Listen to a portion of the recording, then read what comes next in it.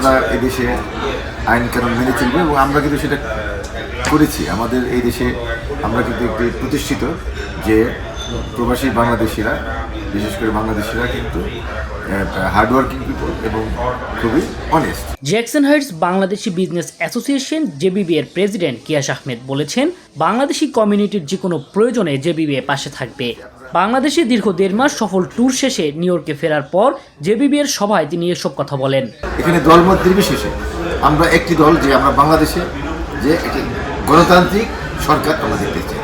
আমরা স্বাধীনতার যে চেতনা, 71-এর যে মুক্তিযুদ্ধের যে মূল মন্ত্র, ভোটের অধিকার, ন্যায় বিচার, গণতন্ত্র, সংঘবদ্ধ স্বাধীনতা, এগুলো আমরা দেখতে চাই। অত সেই ক্ষেত্রে আমরা ঐক্যবদ্ধ। এই সময় তিনি বাংলাদেশের প্রসঙ্গ টেনে বলেন, দীর্ঘ 1.5 দশক ফ্যাসিস্ট হাসিনার পতনের পর দেশে এখনও গণতন্ত্র ফেরেনি। তিনি একটি সুষ্ঠু নির্বাচনের মাধ্যমে গণতন্ত্র ফেরানোর উপর তাগিদ দেন। এই ইঞ্জিনিয়ার, আর্কিটেক্ট, আমলা, এরা গর্ধ, এরা ফার্স্ট ক্লাস ফার্স্ট হতে পারে, এরা বুয়েটের ফার্স্ট ক্লাস ফার্স্ট হতে পারে, লেখাপড়া করে মুখস্থ বিদ্যা অর্জন করেছে, কিন্তু কমন সেন্স নাই এবং এক্সপিরিয়েন্স নাই। অতএব এই এক্সপিরিয়েন্স নিতে হলে প্রবাসীদের অংশগ্রহণ করতে হবে, বিদেশিদেরকে ডাকতে হবে যে ভাই আপনারা আসেন আমাদের দেশকে উন্নয়ন করে। এই সময় বাংলাদেশের বিভিন্ন আমলাতান্ত্রিক জটিলতা ও পরিকল্পনার সমালোচনা করেন তিনি। অন্তর্বর্তীকালীন সরকারের উদ্দেশ্যে আমরা বিভিন্ন টিভিতে মিটিংয়ে আমরা বলেছি যে যদি বাংলাদেশের উন্নয়ন করতে হয়, যদি বাংলাদেশের এই সংস্কার করতে হয়, তাহলে প্রবাসীদের অংশগ্রহণ করতে হবে। প্রবাসীদের অংশগ্রহণ ছাড়া বাংলাদেশে উন্নয়ন এবং সংস্কার সম্ভব নয়। কারণ বাংলাদেশে যারা সংস্কারের কথা বলছেন, বাংলাদেশে যারা উন্নয়নের কথা বলছেন, তারা কিন্তু দুর্নীতি এবং অনিয়মের মধ্যেই বড় হয়েছে। অনুষ্ঠানের সঞ্চালনায় ছিলেন সংগঠনের সাধারণ সম্পাদক তারেক হাসান খান।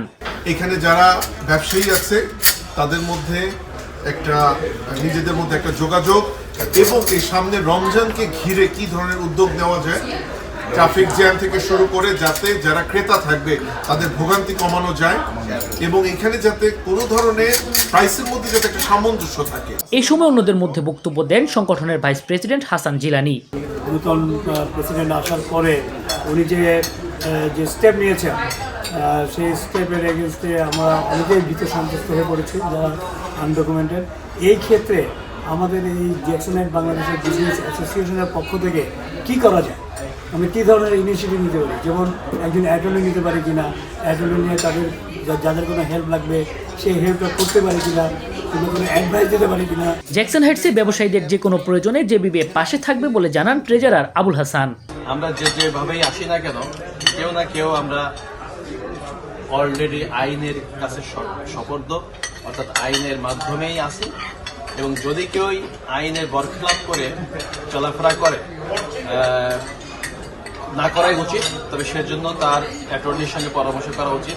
এই সময় অন্যদের মধ্যে উপস্থিত ছিলেন অর্গানাইজিং সেক্রেটারি আতিকুল ইসলাম জাকির, খালিদ হাসান, ভিক্টর লিয়াকত ইলাহি, দেওয়ান কাউসার, শেখ হাসান সহ অন্যরা। ডোনাল্ড ট্রাম্পকে আমরা সমর্থন করি, কারণ তিনি বর্ডারকে ক্লোজ করেছেন, স্ট্রিক্ট করেছেন এবং যারা এদেশে যারা ক্রিমিনাল, যারা ক্রাইম করে এখনও তাদেরকে ঘোষিত করা হয় না, তাদেরকে ধরছে, এটা আমাদের জন্য সুখবর। Desk report, GTV New York. Donald Trump একজন বিজনেসম্যান, তিনি দেখেন যে আমেরিকা ফার্স্ট, আমেরিকা স্বার্থে আগে। তো সেক্ষেত্রে আমি বলবো যে আতঙ্কিত হবার কিছু নেই।